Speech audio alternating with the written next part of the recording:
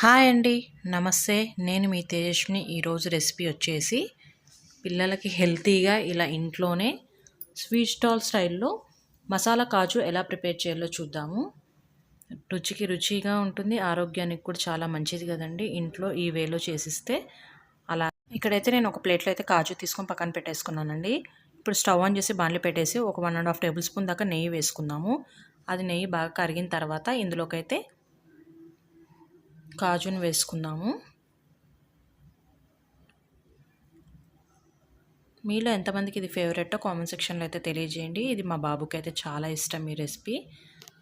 Colour change అయ్యే వరకు బాగా వేపుతూనే ఉండాలి. లైట్ గోల్డెన్ కలర్ అయ్యే వరకు వేపుతూనే ఉండాలి. ఒక 5-10 నిమిషాలు టైం పడుతుందండి వేగడానికి.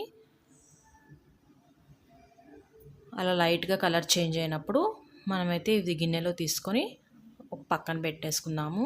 స్టవ్ అయితే ఆఫ్ చేసేసుకుందాము.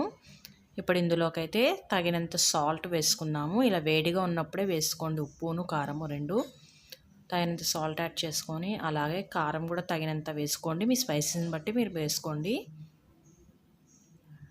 అంతా ఒకసారి వేడి మీద ఉండంగానే బాగా మిక్స్ చేసుకుందాము.